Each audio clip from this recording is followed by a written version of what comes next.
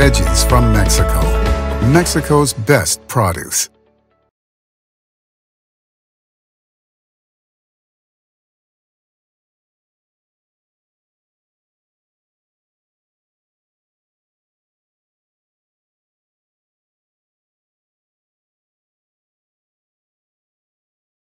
Mucho gusto de tenerlos aquí a todo el equipo de World Vision. Hemos tenido una colaboración importante en los últimos ya 6 meses aquí en Sinaloa, ¿no? Y pues muy privilegiados que nos está acompañando el día de hoy el maestro Alan Cruz. El maestro pues tiene mucha experiencia en el tema laboral, más de 15 años participando tanto en el sector privado como en el sector público. Y lo que me gusta mucho de su biografía, dice literalmente buscando resultados por medio del diálogo constructivo y participativo. Yo creo que eso es fundamental para poder avanzar porque muchas veces temas de crecimiento, hay temas que por medio de una buena comunicación se pueden transmitir y se pueden generar logros. Actualmente el maestro es director adjunto del proyecto de Futuros Brillantes de World Vision. Maestro, bienvenido, qué gusto tenerlo, por aquí lo estaremos escuchando. Le cedo el micrófono y la pantalla. Muchas gracias, Georgios, y gracias a todos los colegas de Veggies from Mexico y para todos los que están conectados esta mañana. De verdad, muchísimas gracias por el interés que tienen en este tema y pues nada más encantado de estar compartiendo con ustedes algunos elementos pues, que tienen que ver con el tema de derechos laborales y trabajo infantil y cómo esto puede ayudar a que nuestros negocios estén compitiendo en un marco justo, responsable y que eso al final del día genere preferencia por parte de nuestros mercados. Así que vamos a estar platicando aquí acerca de lo que es el trabajo infantil, los derechos laborales. Y previo a iniciar la presentación formal, yo quiero compartirles un video de una experiencia de una cooperativa de producción de café en el sector agrícola de Honduras, que también, al igual que muchos de ustedes, está en este tema, pues, de tener sus procesos de producción en un marco de cumplimiento con procesos justos y que esto genere al final del día preferencias en el mercado. Así que me ayudan los colegas acá en la producción para que podamos compartir el video de introducción a esta plática de hoy.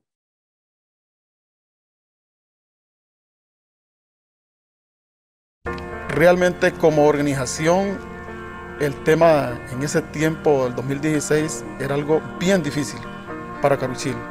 Y fue una de las primeras cooperativas que fue certificada a nivel de Honduras y de Centroamérica, y fue también una de las primeras que fue certificada en el tema de trabajo, de comercio justo por el tema de trabajo infantil. Pero veíamos que lo más importante era hacer una alianza con un ente de gobierno, que eso era lo que los podía ayudar y presentar elementos a la certificadora para volver a ingresar al sistema de comercio justo para mejorar el nivel de vida de nuestros socios. Es un tema que es importante porque si se da el trabajo infantil o el trabajo forzoso o peligroso, priva a los niños de la escuela, de su desarrollo. Es muy importante cuidar de ellos. Los niños, por eso dice, deberían de estar en sus sueños, trabajando, no en el campo.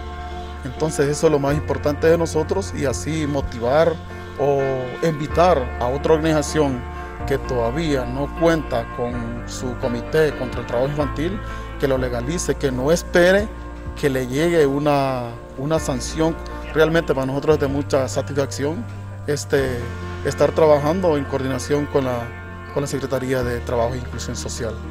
El mensaje que yo les podría dar es que el trabajo forzoso y el trabajo infantil no es para bienestar de nuestros hijos ni de los niños de Honduras. Y que hagamos un esfuerzo porque nuestros hijos permanezcan en las escuelas estudiando, y que sí les enseñemos lo que significa para nosotros el trabajo, y sí les enseñemos el valor de cada una de las cosas que nosotros tenemos, pero que lo hagamos todo a su tiempo. media vez el tiempo va pasando, ustedes saben, la edad mínima permitida por la Secretaría del Trabajo, igual por todos los entes internacionales y nacionales que hay para poder trabajar. Entonces, que hagamos uso de eso y aparte de eso, que seamos tolerantes y seamos un poco más sensibles a lo que es el trabajo infantil.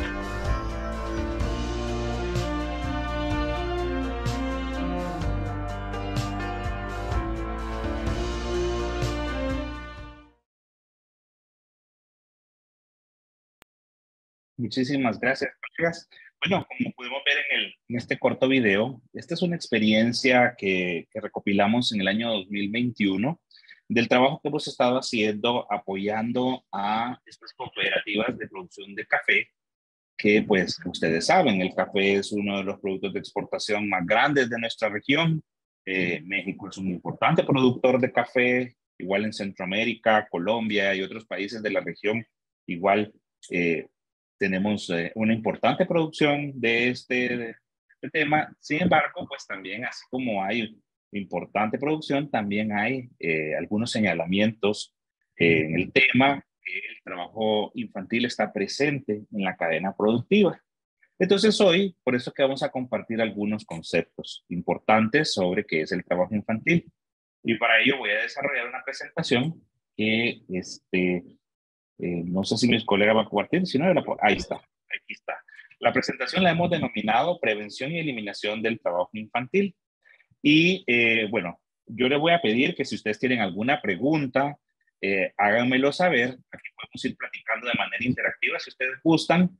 Me pueden hacer la pregunta aquí utilizando la opción que tiene el Zoom de preguntas y respuestas, o si también quieren hacer la pregunta en vivo, pues pueden pedir ahí el uso del micrófono y hacen su pregunta. Así que aquí estamos para conversar y que esta plática sea de beneficio para todos. Así que, bueno, vamos a empezar.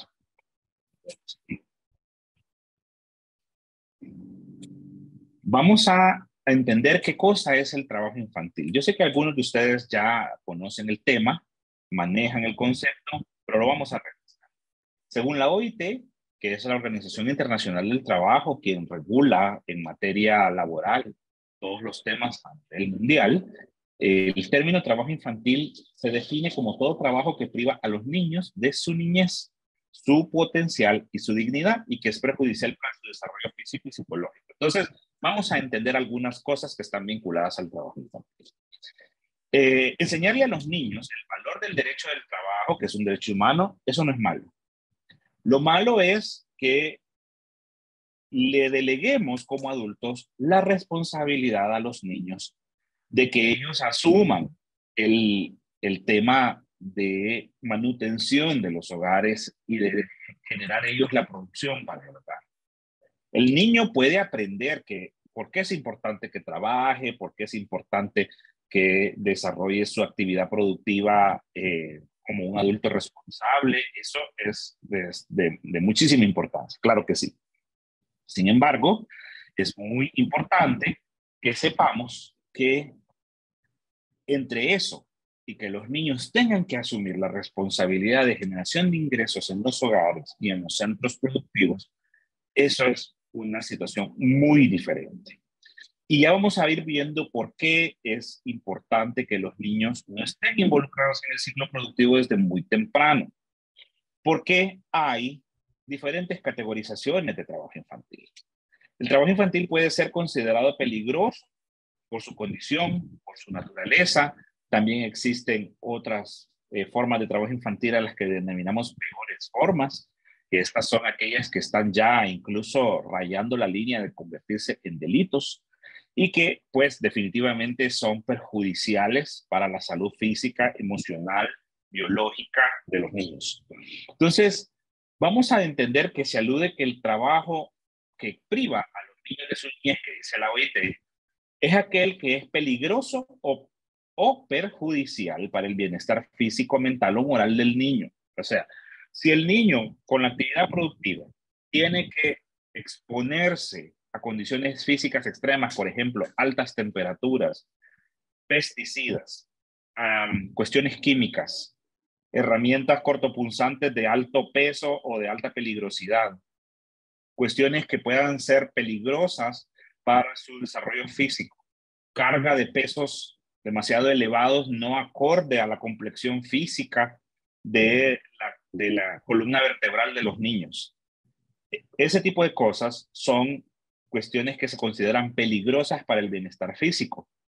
Por ejemplo, para el bienestar mental, donde se están sujetos a gritos, a insultos o a presiones. Por ejemplo, sabemos que en muchos lugares se trabaja por cuotas, eso genera una presión de por sí en los trabajadores. Los niños, su desarrollo psicosocial no está todavía lo suficientemente avanzado como para soportar la presión de las metas de producción, por poner un ejemplo. Entonces eso pone en precario la salud mental del niño. Y en el tema de la salud moral, pues es, por ejemplo, hay niños que a veces se les utiliza para trabajar en centros de entretenimiento, cuestiones así donde están expuestos a otro tipo de comportamientos que son exclusivamente de adultos, ¿verdad?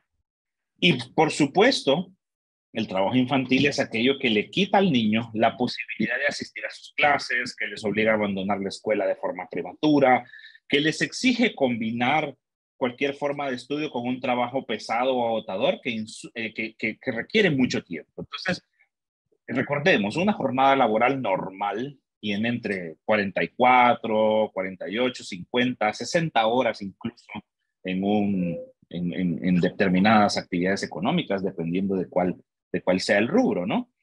Pero en función de esto, los niños tienen que tener por lo menos una formación de 30 horas lectivas en la semana. Entonces, imagínense si a un niño le estamos obligando a trabajar 40 horas, por ejemplo, que es una jornada laboral normal de oficina de 8 a 5, que ese no es el caso del sector agrícola, por supuesto. Pero solo supongamos que esto es. Son 40 horas de trabajo, más 30 horas lectivas de la escuela, son 70 horas activas del niño. ¿Ustedes creen que los niños realmente van a ser productivos, ya sea en la escuela o en su trabajo? En ninguna de las dos actividades van a rendir, porque físicamente es demasiado demandante, sobre todo para una persona que no está totalmente, su desarrollo físico, motriz, biológico, no está todavía al nivel de una persona en edad productiva plena. Vamos a la siguiente.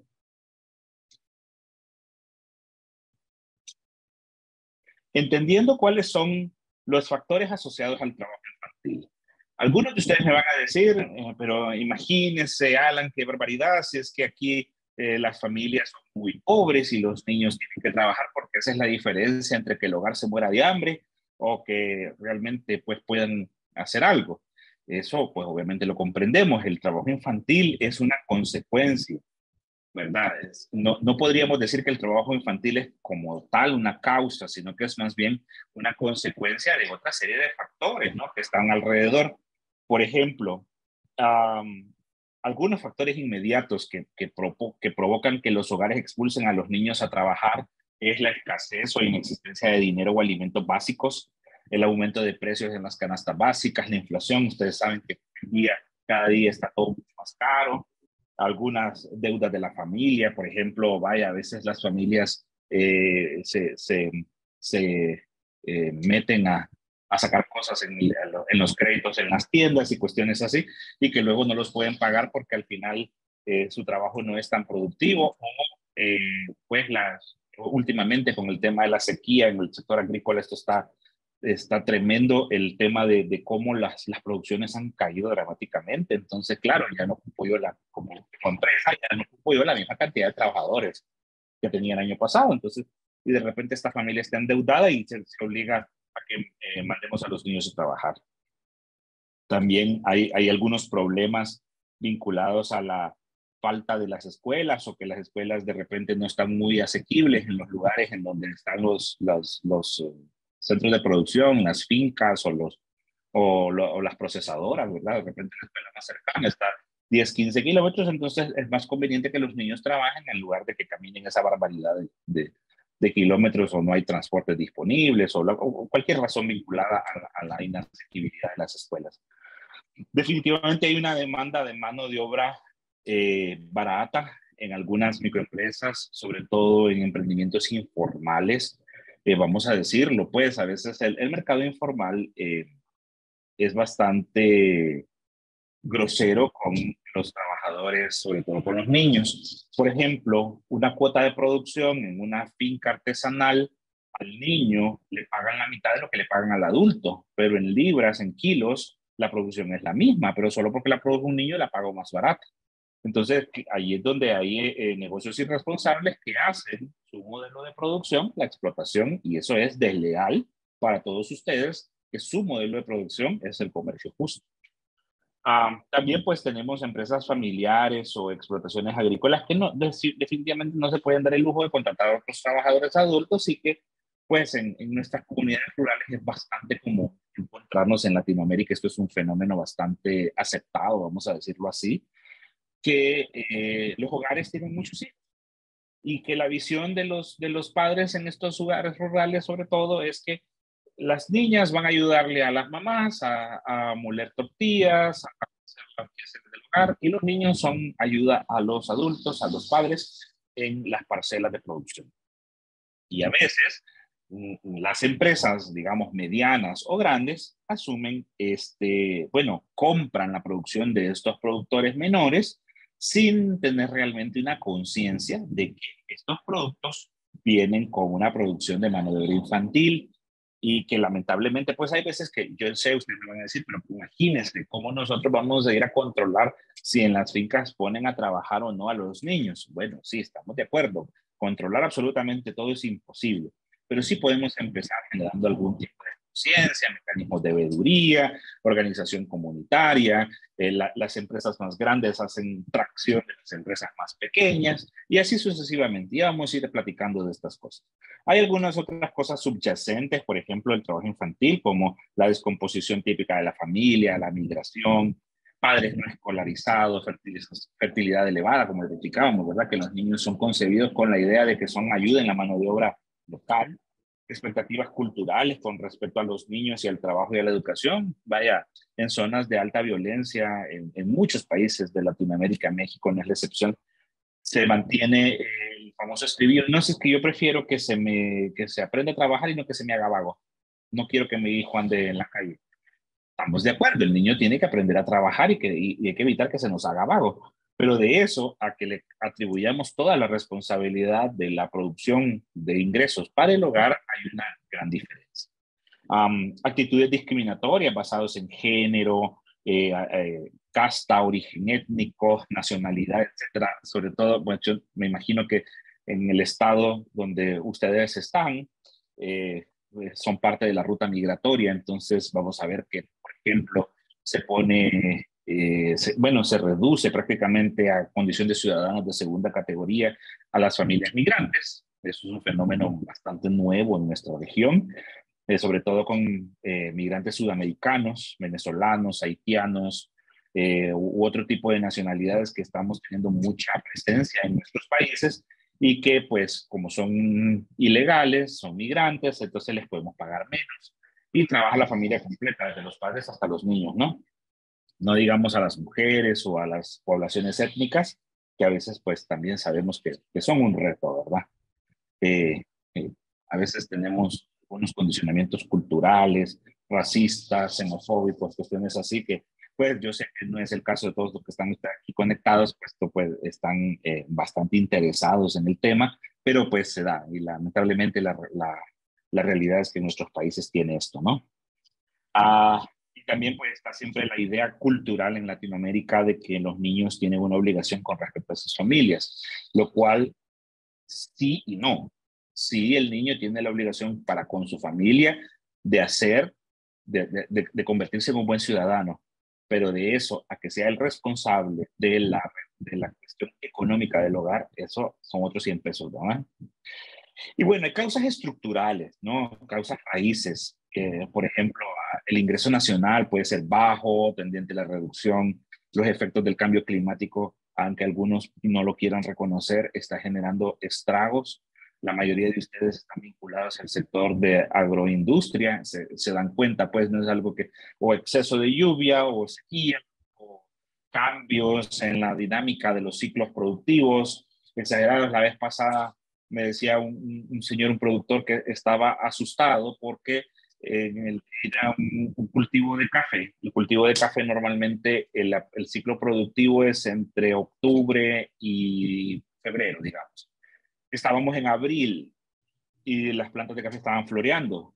Eso es algo que no se ve. O sea, las plantas de café florean en agosto, septiembre, cuando ya van a empezar a generar la producción, ¿no? En abril, o sea, una cosa que nunca antes vista. ¿Y es que se debía? A que la irregularidad que estaban las temperaturas. Lo mismo me decían unos colegas de unos ingenios, que las fincas de producción, la zafra estaba teniendo un cambio de comportamiento tremendo, al punto pues que las empresas se encontraban en dificultades para encontrar sus trabajadores, porque las temporadas de zafra estaban cambiando de unos meses a otros, cuando también coincidían, por ejemplo, con la cosecha de melón, y que los trabajadores de esa zona en particular se compartían entre melón y azúcar y no se encontraban por temas de cambio climático. Entonces, claro, cuando no encuentras tus trabajadores, tú pones a trabajar a quien sea, porque tu producción no son telas, no son cosas no perecederas. Tu producción depende de cosas vivas, que son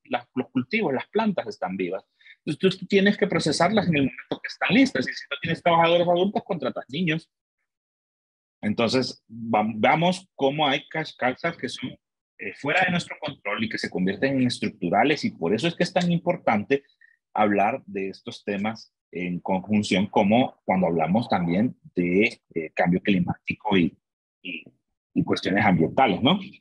Y bueno, también podemos hablar de desigualdades entre países y regiones, ¿verdad? Como hay países que atraen los trabajadores mejor calificados u otras actividades, y otros que no, o como el ejemplo que poníamos con el tema de la migración. Hay también problemas sociales como guerras, violencia, narcotráfico. Yo sé que en algunas regiones este problema es mayor que en otras. En México pues no es la excepción. No quiero referirme a lugares específicos, pues ustedes mejor que yo los conocen. Pero bueno, sabemos que ese es un problema, ¿no? Que puede existir.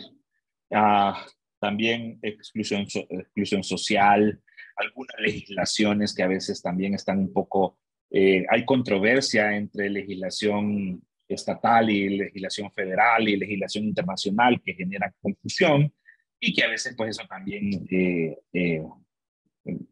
contribuye de manera negativa. Y definitivamente la falta de oportunidades de trabajo decente para los adultos, ¿verdad? A veces, de nuevo, hay empresas que hacen su modelo de negocio el trabajar de manera irresponsable. Eso definitivamente es un golpe a la competitividad de las empresas que sí deciden trabajar de manera responsable. Vamos a la siguiente. ¿Cuáles son algunos instrumentos jurídicos que es importante que nosotros tengamos en cuenta que establecen los límites legales para el trabajo? La primera es la Convención Internacional sobre los Derechos del Niño, que está promulgada en el año de 1989, que ahí habla que los niños son sujetos de derechos y que tienen derecho a un nombre, a la nacionalidad, a la educación, a jugar, a divertirse, a recrearse, a la salud, etcétera, etcétera, etcétera. También está el convenio número 138 de la OIT, que habla sobre la edad mínima de admisión al empleo, que está ratificado por México, adoptado por la ley de 1973 y ratificado por México en el año 2015. Es un convenio relativamente de reciente adopción, pero que se ha convertido en uno de los convenios fundamentales que tiene la Organización Internacional del Trabajo.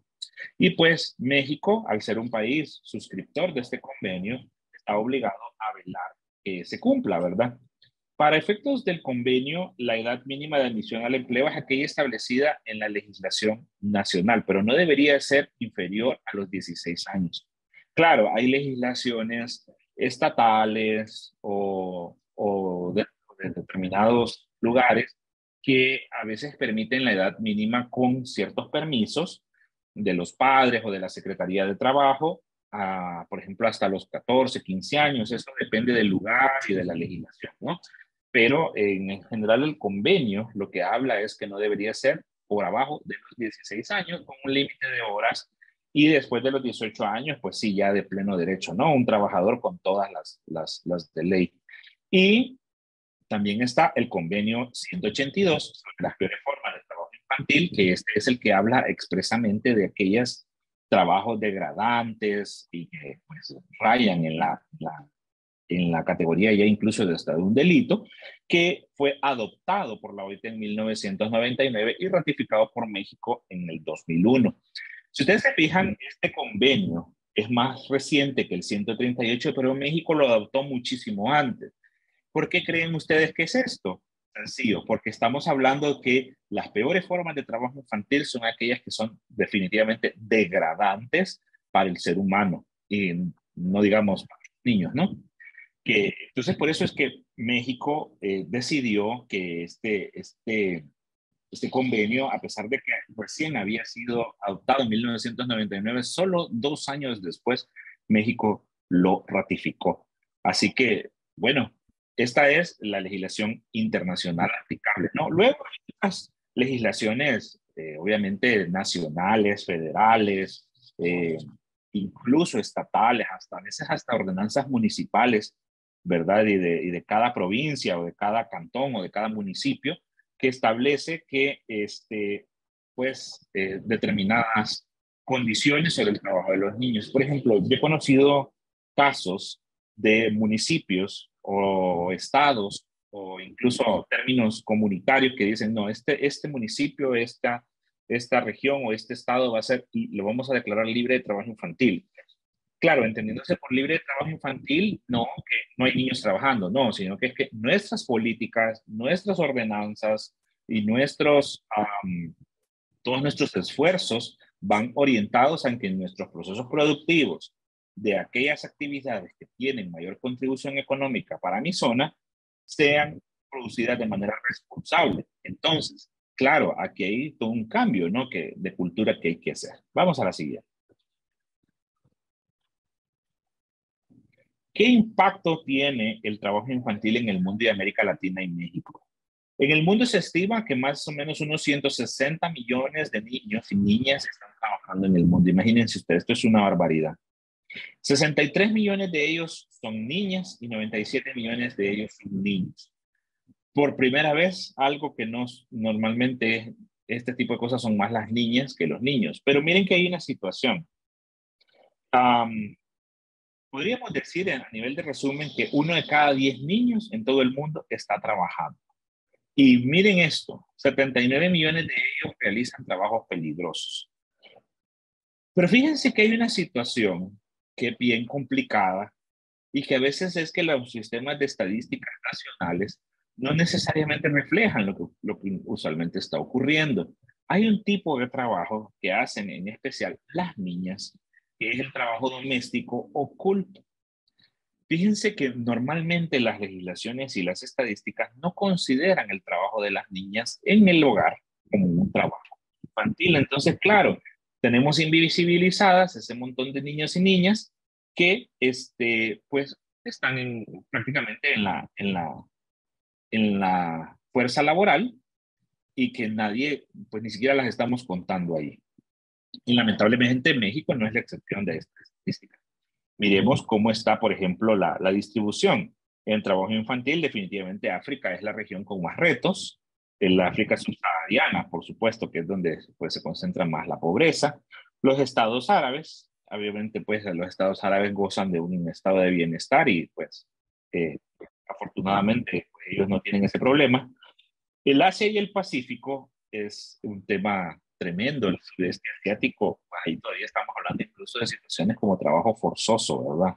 Y obligatorio, que es incluso más degradante que el trabajo infantil per se. Y pues miren, en América Latina y el Caribe estamos hablando de que tenemos también una contribución que no es tan grave en relación a las estadísticas mundiales, pero pues sigue siendo un problema. Y claro, tenemos que aceptar algo y es que normalmente en América Latina nuestros sistemas de cuentas nacionales y de estadísticas normalmente no son tan avanzados como para permitir tener una estimación así como que diga real, sino que pues tienden a ser estimaciones un poco así, con proyecciones estadísticas y eso, ¿no? Ok, vamos a la siguiente. ¿Cómo estamos en América Latina? Y ya vamos a platicar un poquito cómo está México, el tema. En los últimos datos estadísticos disponibles, se indica que por lo menos 8.2 millones de niños y niñas entre 5 y 17 años trabajan en América Latina y el Caribe. La mayoría de estos niños son adolescentes varones. Vamos a ver que en su mayoría son entre los 10 y 14 años los niños que están trabajando. Claro, pongámonos a pensar, es primacía de la realidad, ¿qué es lo que ocurre? Un niño entre 10 y 14 años ya empezó a echar cuerpecito, ya se sienten hombrecitos o ya o mujercitas, y ya en la casa se les empieza a ver como, ajá, y este muchachito y esta muchachita ya están bien grandecitos como para que empiecen a trabajar, que no estén aquí solo en la casa, ¿no? O que después de la escuela tengan que hacer algunos labores, o bien hay un desarrollo bastante precoz en algunos espacios rurales, en donde los niños desde los 14 años incluso ya están empezando a formar hogares, ¿no? Porque la cultura así es y así ha sido siempre. Entonces, eso también pues tiene mucho que ver. El trabajo infantil está presente tanto en las zonas rurales como en las zonas urbanas. Pero miren qué interesante es. El 48.7% de los niños que trabajan están en el sector agrícola. Es solo lógico que así es. Normalmente la actividad agrícola es una de las actividades más importantes de contribución al Producto Nacional Bruto.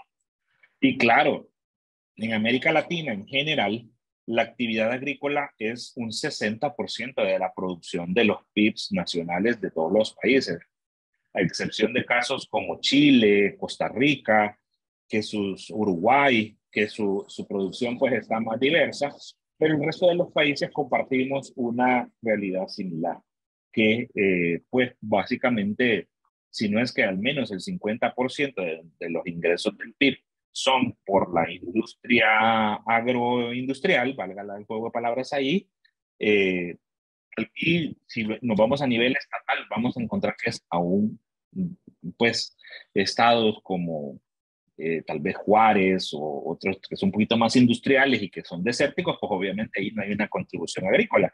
Pero estados como, por ejemplo, Chiapas, Yucatán, que son estados eminentemente agrícolas, ahí pues la contribución incluso es arriba del 60-70%, ¿no? Entonces, obviamente, la actividad agrícola, como es muchas veces bastante informal por la dispersión que hay de las fincas, tiende a ser la que atrae muchos niños a trabajar. Y bueno, al menos un 50% de los que participan en el trabajo infantil lo hacen en el trabajo familiar y más del 50% lo realizan en trabajos peligrosos para su salud, educación y bienestar. Imaginémonos en dónde se trabaja en las actividades agroindustriales. Se trabaja normalmente en las fincas. En la parte industrial, agroindustrial, son trabajadores más formales. Ahí estamos hablando de una empresa, un ingenio, un torrefactor, o una empresa de producción, una planta industrial, en donde sus trabajadores son altamente o medianamente calificados y normalmente la relación de trabajo es más formal. Pero el tema está en de dónde viene lo que procesa esa planta de producción. Viene de una finca, viene de una parcela, viene de una hectárea de producción. Y ahí es donde puede ser altamente disperso y no regulado, o puede ser algo muy controlado. Eso depende de las medidas que pongan los mismos, los mismos sistemas, ¿no?, que se implementen en los estados y en las regiones, ¿verdad? Vamos a ver cómo está la situación en México. Vamos a la siguiente. Ya tenemos el panorama de América Latina. Ahora vamos a ver cómo estamos en México. Vamos a ver. En México tenemos que más o menos unos 3.2 millones de niños trabajan. De estos, el 11.5% de la población de 5 a 17 años. Estamos hablando que de esos 3.2 millones de niños que trabajan, 2 millones lo hacen en ocupaciones no permitidas y 1.2 millones lo hacen en quehaceres domésticos en condiciones no adecuadas. Lo que hablábamos, por ejemplo, de las niñas que están prácticamente sometidas a una pseudoesclavitud y qué feo decirlo, ¿no? Pseudoesclavitud, pero es que imagínense, ¿cuál es la situación real de una niña que trabaja en los quehaceres domésticos? Esta niña tiene que hacer los quehaceres, barrer, limpiar, sacar la basura, a cocinar, etcétera, etcétera. De repente tiene que cuidar a alguna persona, algún niño que está en el hogar, algún anciano. Entonces, en un estudio que hizo World Vision, encontramos que las niñas que están en los quehaceres domésticos llegan a trabajar hasta 80 horas a la semana. Imagínense ustedes. O sea, yo en World Vision trabajo 44 horas a la semana. Una niña en situación de trabajo infantil doméstico está trabajando 80 horas a la semana. Imagínense ustedes qué va a hacer de esa niña. Esa niña no está estudiando, no está yendo a la escuela, no se está preparando. Entonces, esa niña que en este momento está en una situación tal vez de pobreza, lo que le espera es que su situación de pobreza se va incluso a agudizar cuando esta niña ya sea una mujer adulta. ¿Por qué? Porque no estudió, no se preparó, no desarrolló habilidades técnicas, ni de emprendimiento, ni nada, sino que se dedicó solamente al quehacer doméstico. Entonces esta niña está condenada a hacer todo. Y no digamos si esta niña pertenece a un grupo étnico. Si pertenece a un grupo étnico, esa niña nunca va a tener la posibilidad de ir a una escuela o una universidad. Entonces imagínense ustedes lo grave que es eso. ¿En qué están ocupados? El INEGI, que es el que maneja el tema de las estadísticas nacionales, tiene algunos datos que son bien interesantes. Estamos hablando que la población total de niños de 5 a 17 años son más o menos unos 28 millones, ¿verdad? O sea, de la población que tiene el país, estamos hablando que por lo menos 28 millones son niños. Y habíamos dicho que de estos 28, por lo menos 3.2 millones están trabajando. Claro, esto sin tomar en cuenta el subregistro que puede existir, ¿verdad? Entonces, bueno, tenemos unos 25 millones que no están ocupados, es decir, que están en la escuela o puede ser que también estén simplemente no ocupados, que tal vez no están trabajando, pero que tampoco están en la escuela. Ese es un subregistro, pues, que es un reto a vencer y no solo en México, en todos los países pasa igual. Y bueno, vemos que en ocupación peligrosa tenemos un poquito más cerca de los 900,000. También cerca de los 900,000 están en quehaceres domésticos y tenemos un poquito de más de 1.2 millones que están en ocupaciones peligrosas. Vamos a ir entrando en materia con esto de qué son las ocupaciones peligrosas. Vamos a la siguiente. Vamos a ver cómo estamos a nivel ya de los estados. En México, la ley federal prohíbe la actividad laboral de los niños, niñas y adolescentes menores de 15 años. Entonces, ¿se acuerdan que les decía de la edad mínima de admisión al empleo? Según el convenio de la OIT, es de 16 años. México tiene la prohibición en los 15 años. Y encomienda su vigilancia y protección a las autoridades del trabajo federal y a las autoridades locales. Y establece una serie de normas para los trabajadores menores de 18 años. Por ejemplo, permisos que puede emitir la Secretaría de Trabajo. Eso obviamente varía de cada estado, ¿verdad? Aquí ya sí es importante estudiar que hay regulaciones que son federales, en este caso es la de los 15 años, pero hay estados que tienen algunas regulaciones específicas e incluso hay estados que tienen regulaciones específicas para algunos rubros productivos, así que es importante investigar, ¿ok? Y bueno, vamos a ir avanzando a cómo está el trabajo infantil en la agricultura en la siguiente diapositiva. No vamos a ir entrando en esto, ustedes, esta presentación se les puede compartir con gusto para que ustedes la puedan ver. Vamos viendo cómo está el trabajo infantil en la agricultura, cuál es la situación, retos y desafíos. Ya habíamos hablado que a nivel mundial, el 82.7% de los niños y niñas entre 5 y 11 años, o sea, de los niños que trabajan, están involucrados en el sector agrícola, ¿verdad? Y de esto estamos hablando que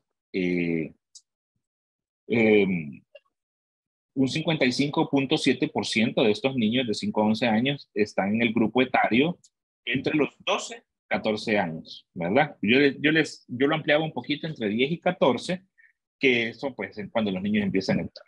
Y obviamente entre 15 y 17 años, que esto es incluso los jóvenes de estas edades, normalmente ellos buscan las oportunidades productivas para poder, pues cuando ellos ya se sienten que deberían de hecho ser parte del mercado de trabajo, ¿verdad? Entonces, bueno, vamos a pasar a la siguiente. ¿Qué hay pues en el tema normativo, algunos avances en la región y qué puede hacer usted desde la empresa, desde su centro productivo para ir avanzando en el tema?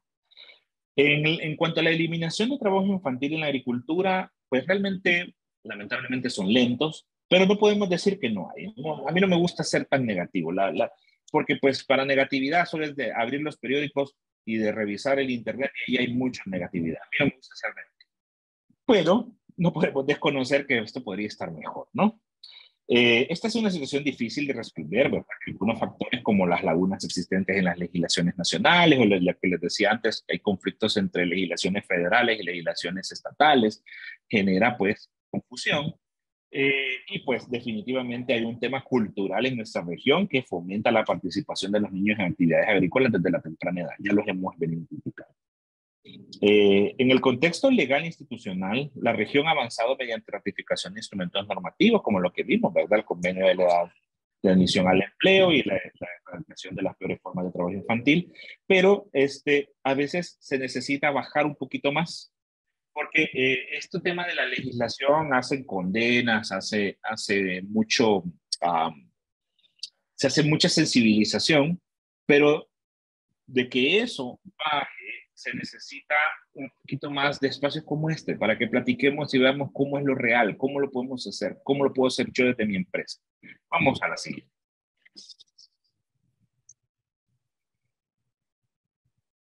¿Cuáles son algunos retos que estamos hablando? Trascender el ámbito de la relación laboral en el trabajo infantil en la agricultura. Yo sé que regular las relaciones de trabajo en el sector agrícola a veces es difícil. Sin embargo, hay que empezar por algún lado. Hay que hacer estándares, hay que adoptar políticas. Y las políticas no necesitan venir desde el Estado nacional, pueden venir desde la empresa. Nosotros tenemos algunos ejemplos de grupos de productores que han dicho, ok, miren, ¿saben qué? Nosotros estamos teniendo un problema de mercado y les voy a contar esta experiencia. En un grupo de cooperativas cafetaleras del occidente de Honduras, teníamos un problema y es que el café que se estaba produciendo de parte de ellos era de muy buena calidad, pero ellos venían y ese café de muy buena calidad lo tenían que vender a quien se los quisiera comprar, porque pues no tenían un manejo adecuado de mercados y además el café hondureño estaba señalado que estaba siendo producido por niños. Entonces dijeron estas cooperativas, ¿saben qué? Fíjense que vamos a organizarnos, nos vamos a unir y nosotros vamos a declarar que nuestra producción es libre de trabajo infantil. Y parte de ello es el ejemplo que les mostrábamos en el video, que este es un café de denominación de origen. Entonces dijeron esta gente, miren, ¿sabe qué? Nuestras cooperativas de producción, nuestro municipio, nuestra región, se va a declarar libre de trabajo infantil. Y vinieron ellos y lo hicieron unilateralmente. Pero claro, cuando lo hacen unilateralmente, viene y todo el mundo le dice, ¿y esto de qué te sirve? Si esto no te lo avala nadie, nadie te lo está certificando. Entonces tú puedes decir que no tienes nada de problemas, pero ¿y qué? ¿Quién te lo certifica? Entonces hicieron una alianza y nosotros les apoyamos con algún tipo de asesoría para establecer mecanismos voluntarios de gestión de cumplimiento. Esto es muy parecido a lo que se aplica, si ustedes, los que nos acompañan de empresas industriales lo saben, en seguridad ocupacional estos sistemas son muy comunes. Decidieron hacer uno para la producción. Entonces, ¿qué es lo que ellos dijeron? Bueno, como estándar, a nuestras fincas no van a tener niños trabajando. Entonces, como para poder evitar que los niños estén trabajando, vamos a poner unos centros de cuidado infantil. Y entonces estos centros de cuidado, que no es más allá que un espacio, cuatro paredes, pero que pusieron una maestra, un chico con una guitarra que les enseña a los niños a cantar.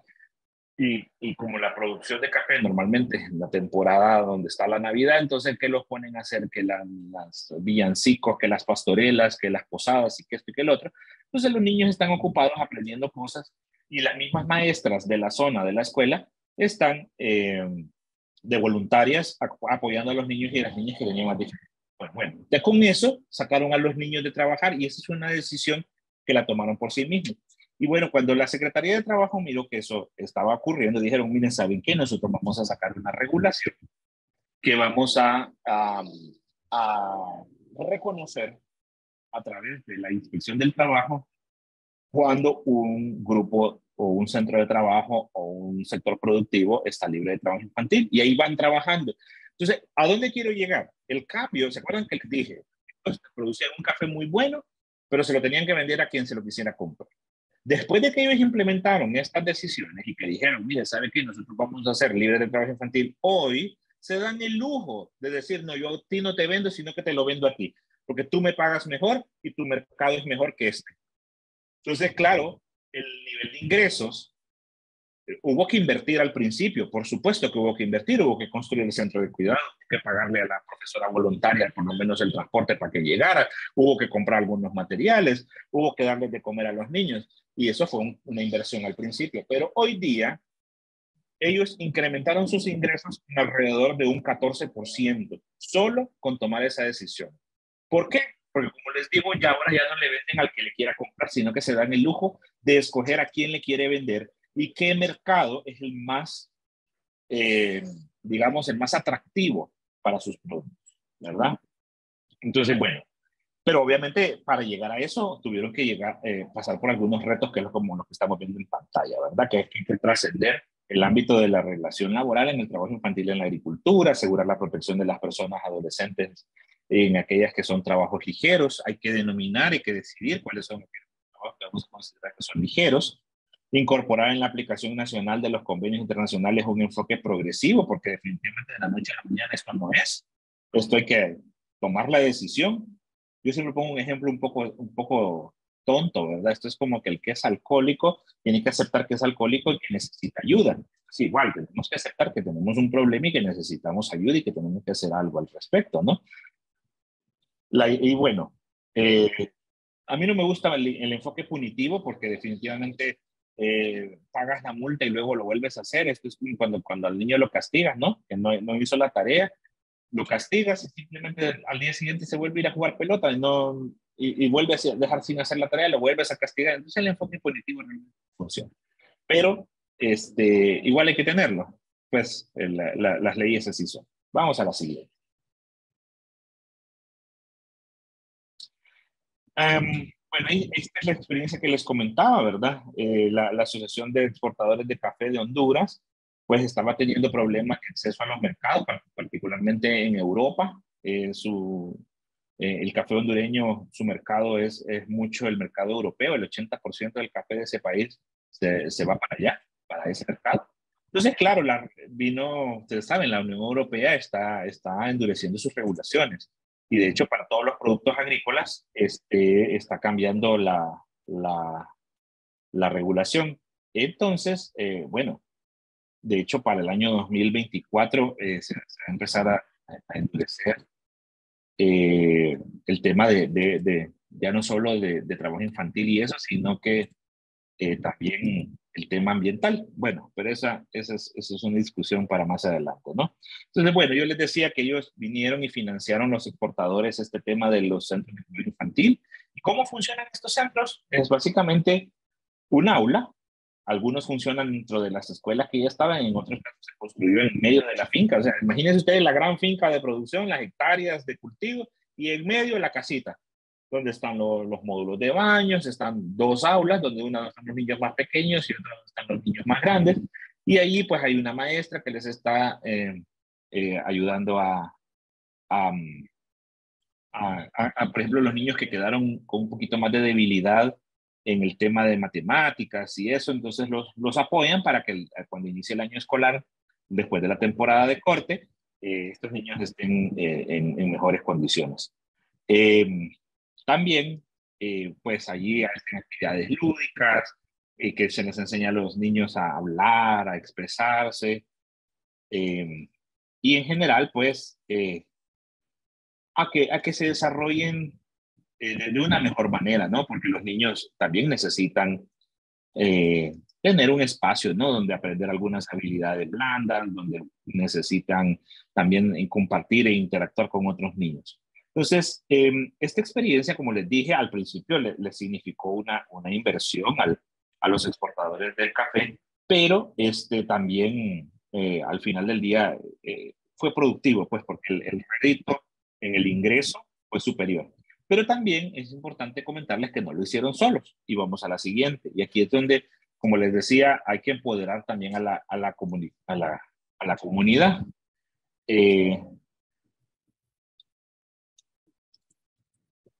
Vamos a ver. En la comunidad se establecieron los, hemos denominado los comités de prevención contra el trabajo infantil. Estos comités, lo que hicimos fue que se empoderó a los líderes comunitarios que existen en todas las zonas rurales donde están las fincas de producción o en los pueblos. Vamos a encontrar que existen mecanismos de producción y de veeduría social. Ahí ya a veces ya hay personajes en las comunidades, como por ejemplo el líder religioso, la catequista, la líder del patronato, etcétera. Entonces estas personas pueden ayudarnos a nosotros a monitorear la ocurrencia de trabajo infantil en una alianza. Entonces, ¿qué hacemos con estas personas? Les enseñamos qué cosa es el trabajo infantil. De paso, ayudamos a ir cambiando ese tema cultural, que se acuerdan que hablábamos, que muchas de estas familias, si están de nuestro lado, nos ayudan a implementar estos protocolos y estos sistemas de comercio justo. ¿Cómo lo hacemos? Les explicamos por qué esto es importante. Les explicamos que si nuestra empresa tiene mejores ingresos y comercio justo, eso se va a generar en mejores trabajos para la comunidad, en trabajos mejor pagados, en desarrollo. Entonces es al final una relación de ganar-ganar. Entonces viene la comunidad y cambia su rol pasivo por uno activo, en donde se convierten en actores relevantes en un desarrollo transformador. ¿Cómo lo hacen?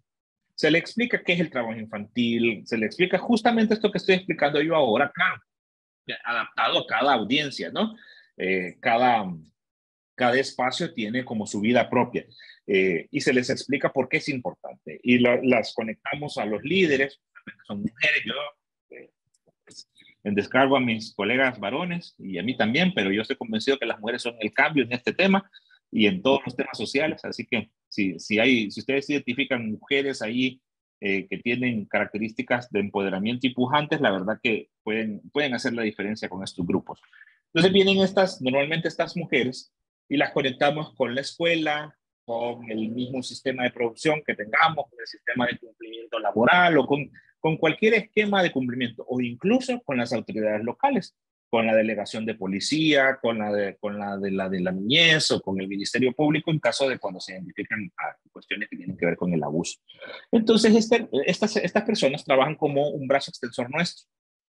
¿Se acuerdan que les decía? Esto es bien difícil, controlar en dónde están los niños. Ok, sí, es bien difícil, pero mire, aquí está la comunidad que nos puede ayudar. Entonces venimos nosotros como empresa responsable, empoderamos a estas líderes comunitarias, les enseñamos cómo es esto y que nos ayuden a monitorear la ocurrencia de trabajo infantil. Entonces, cuando esto ocurre, nosotros ya podemos intervenir, podemos irle poniendo cuotas de producción a esas fincas que nos está trayendo producto que viene producido con mano de obra infantil. Les podemos negar comprarle a esta gente, un poco cruel por rato, pero la verdad que a veces se requiere este tipo de gestión. O podemos utilizar un enfoque más positivo y nos vamos a la escuela, hacemos alguna campaña de recolección de libros y uniformes para los niños. Entonces así ya vamos quitando motivaciones de que los niños no tienen libros para ir a la escuela, o empezamos a hacer otras actividades de activación, o nos asociamos con una organización no gubernamental como World Vision que nos apoyen ahí también. O habemos un montón, ¿no?, de organizaciones trabajando en este tema que podemos también apoyarle. Y definitivamente pues también trabajamos de manera asociativa. Y este tema, como les decía, de la noche a la mañana es dificilísimo lograr el tema de cumplimiento completos. Pero si nos asociamos la comunidad, la institución de gobierno y nosotros y la sociedad civil en general, realmente podemos hacer mucho por cambiar la situación. Yo sé que es difícil, va a requerir dinero, va a requerir recursos. Para el caso de esta zona, es una zona bastante pequeña y para lograr este cambio, los exportadores han invertido cerca de $1 millón. Pero si ustedes lo contraponen, $1 millón versus el ingreso por toneladas de café exportados a Europa, realmente el costo-beneficio siempre termina siendo positivo. Claro, como toda inversión, yo no lo voy a desconocer, toda inversión tiene un riesgo y toda inversión tiene un rédito no inmediato, sino que en el futuro, pero se puede, sí se puede. Vamos a la siguiente. Entonces, ¿cuáles son las razones para que los empleadores y productores y exportadores deben eliminar el trabajo infantil. Aquí he destacado 4, pero no quiere decir que sean las únicas.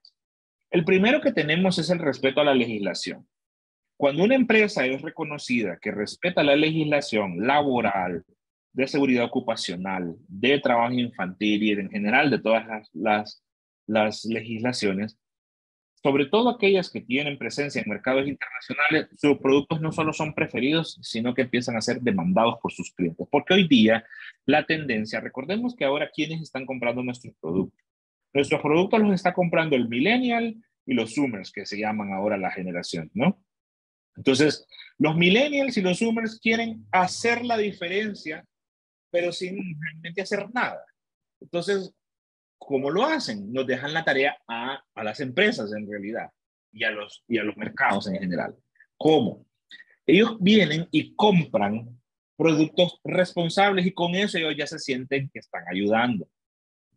Porque definitivamente no van a ir a hacer nada, no van a irse al campo, no van a comprar cuadernos, se lo van a llevar a los niños a la escuela. Algunos lo harán, pero no todos, y la mayoría no lo hacen. Entonces, nos queda a nosotros esa tarea de tener un cumplimiento justo, de hacer un trabajo push hacia la comunidad para luego devolverle a nuestro cliente un producto justo, un producto socialmente responsable y un producto que está en el marco de la legislación laboral. Entonces, ahora, aunque ustedes dirán, pero qué barbaridad, si esto es de cumplimiento, la ley hay que cumplirla. Pero imagínense que ya ahora se ha convertido hasta en una herramienta de marketing el hecho de decir yo cumplo y tú no cumples. Entonces, tiene 2 vías. La parte positiva de decir yo cumplo, tú no cumples, pero también de irle quitando al otro que tiene al competidor desleal, que no cumple, irlo sacando de ese modelo de comercio injusto, ¿no? Porque como les decía al principio, aquí la principal variable que tenemos que atacar es a las empresas que hacen del modelo de explotación su modelo de negocios. Porque vamos a decirlo como es. Yo, pagando todo el salario mínimo, cumpliendo con todas las condiciones de seguridad ocupacional, cumpliendo con toda la legislación laboral, jamás voy a poder competir contra la empresa irresponsable que no cumple todo eso. Entonces, claro, yo tengo que empezar a decirlo y a cacarearlo. Yo cumplo, cúmpleme a mí. Es un poquito más caro mi producto, pero sepa que mi producto, mis trabajadores están bien pagados, mis trabajadores no son niños, mis trabajadores incluyen mujeres y personas con discapacidad y grupos étnicos, mis trabajadores, pregúntele si usted quiere y están contentos porque mi empresa es justa. Y como yo tengo como modelo de negocio el comercio justo, entonces cómpreme a mí y no le compre a aquel que sus trabajadores se están muriendo, que está produciendo con niños, que discrimina, que su modelo de negocio es la explotación, porque eso no lo queremos. Nosotros somos una empresa responsable y eso como consumidores nosotros no queremos esa producción irresponsable. La segunda razón por la que los empleadores deben mejorar el cumplimiento de derechos es que hay un mayor acceso a otros mercados. Hay mercados que con el solo hecho de que usted diga, mire, ¿sabe qué? Mi proceso es responsable con el ambiente, cumple socialmente con mis trabajadores, no tengo niños y respeto todos los cumplimientos, entonces mi producto tiene acceso, por ejemplo, a Japón, a Australia, a mercados asiáticos, a mercado europeo, al mercado estadounidense, en fin. ¿Por qué? Porque cuando yo tengo sistemas de gestión, auditorías de cumplimiento, pasé por todas las mejores notas la inspección que me hizo la Secretaría del Trabajo, tengo una certificación de comercio justo, pertenezco a la Rainforest Alliance, no sé, tengo la ISO 14000, la ISO 27000, etcétera. Nosotros no invertimos en todas esas certificaciones solo porque sí. Invertimos, claro, porque necesitamos que nuestra empresa esté en un marco de justicia y de cumplimiento, pero también todas esas certificaciones yo vengo y las publico bien bonitas Twitter, en ahora X, en las redes sociales, las pongo bien bonitas en una valla espectacular afuera de mi plantel, donde miren, mi empresa es responsable y todo el mundo puede verlo, pero también lo pongo en mis cartas de presentación que yo mando a los mercados internacionales, lo pongo en el empaque de mi producto que va a los anaqueles, ahí está, que tengo mi sello de cumplimiento, tengo mi certificación y tengo la autoridad y la suficiente moralidad de decir, mi producto es producido sin niños, mi producto es justo, compre mi producto porque sí tiene todos los elementos. Hoy día, lamentablemente, tenemos que rescatar estas cuestiones en nuestros esfuerzos de marketing porque, pues, un producto agrícola de otro tal vez no sea tan diferente, pero la diferencia radical, que a veces se compite en precio, es precisamente por eso.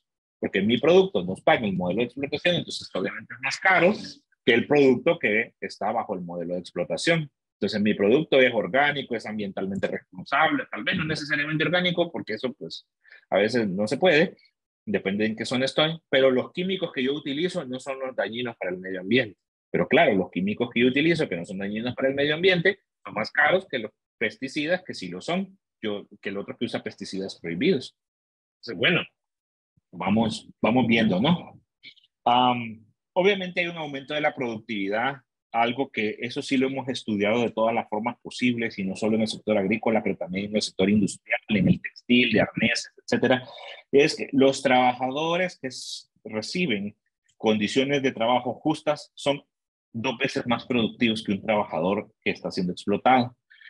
En World Vision hicimos un estudio de los trabajadores del sector maquilador del norte de Honduras versus los trabajadores del sector maquilador de Nicaragua.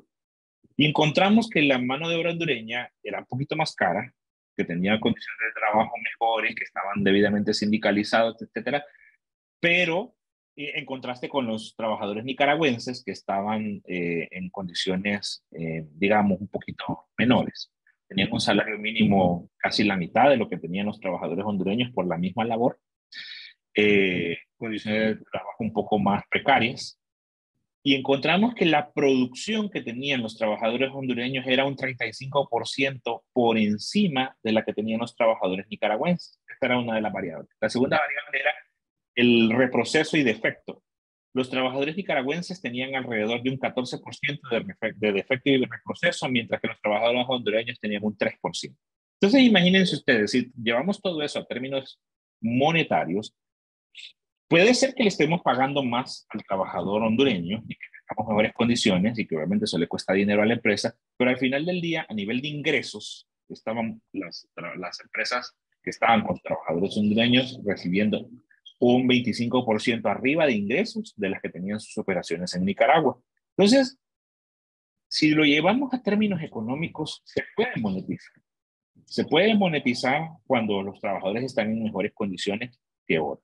Claro, hay condiciones en el sector agroindustrial que simple y sencillamente no se pueden cambiar. Por ejemplo, no vamos a dejar de producir en el sol, no vamos a dejar de recoger los productos debajo de la lluvia, no vamos a dejar de cosechar en temperaturas altas si la zona tiene altas temperaturas, o en temperaturas bajas si son altas, etc. O sea, esas cosas no las vamos a cambiar, pero sí podemos mejorar algunas condiciones. Por ejemplo, si nuestra zona de producción es en lugares en donde la temperatura anda arriba de los 35 grados centígrados, entonces en la misma finca pongo una casetita, una champita, una carpa, cualquier cosa, para que tengan sombra los trabajadores, y doy un receso de 15 minutos y con acceso a agua. Ya eso hace que el trabajador esté más contento, esté mejor, además de que evitamos los problemas renales con los trabajadores, que son un riesgo ocupacional que no queremos en nuestras empresas, viéndolo desde el otro punto de vista, ¿verdad?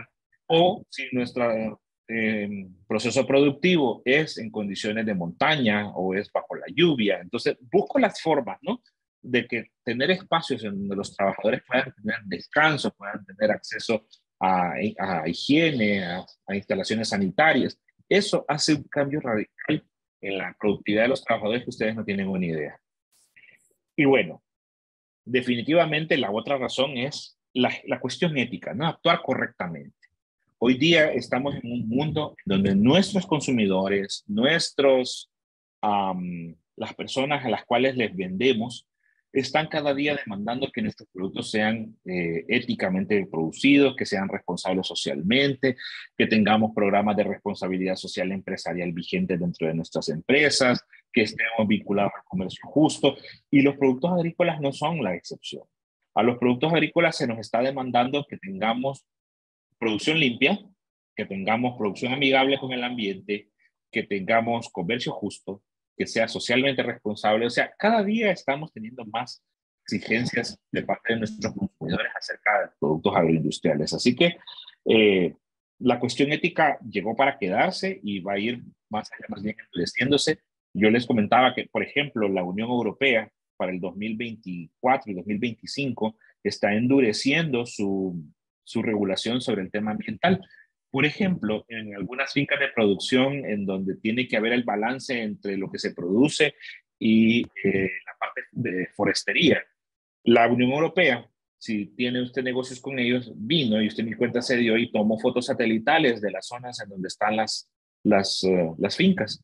Y en el 2025 va a comparar esas fotos que tomó hace no sé cuántos años, en el 2015 creo que fue que tomó las fotos satelitales, y va a ver si usted escombró o si mantuvo la forestería que había en su campo productivo, o si mejoró. Y si mira que usted botó todos los árboles que tenía allí, ya no le va a comprar su producto, por mucho que esté certificado y con auditorías y todo. Entonces, vamos viendo cómo van evolucionando, ¿no?, los sistemas de cumplimiento ético. Y bueno, me quedo por acá para que tengamos unos 15 minutos de preguntas y respuestas y que ustedes quieran conocer algunos temas. Así que muchas gracias a Veggies de México y pues a mis colegas de World Vision México también, y a todos ustedes de las empresas y productores que se han conectado esta mañana. Gracias.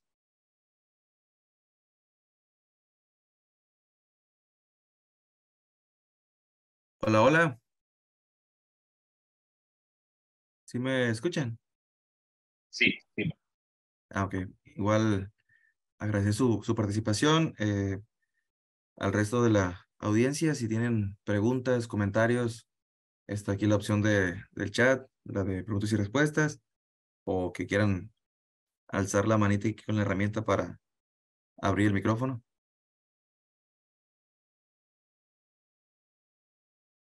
Si no, para darle ya terminado esta participación. ¿Algún valiente? Bueno, creo que no. Entonces, si me O permiten. quedó todo claro o quedamos confundidos y en la oscuridad como el petróleo. Bueno, entonces damos por hecho que quedó todo claro. Fue muy buena la participación. Todo muy claro, dicen aquí. Entonces, voy a compartir pantalla. Un segundito.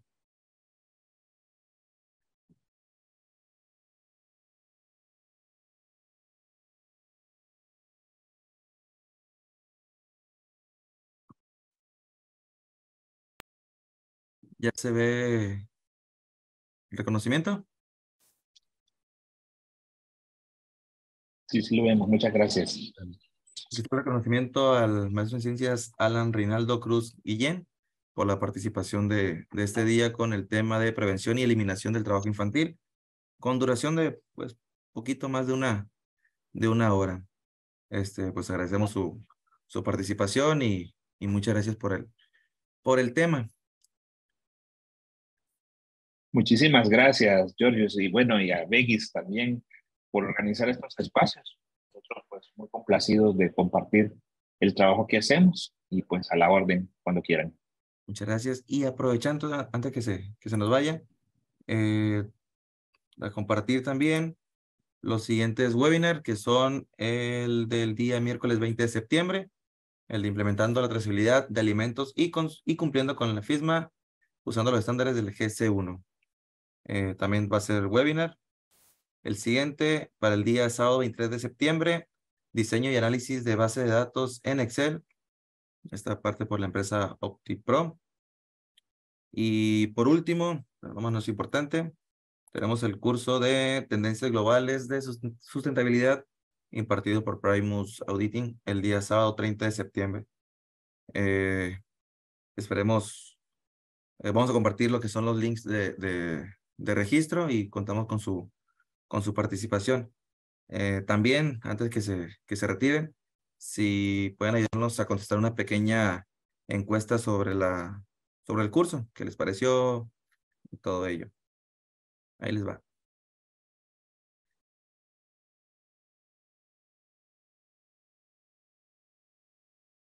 Si no hay más que decir, daríamos por terminado la participación. Muchas gracias por todo, Alan.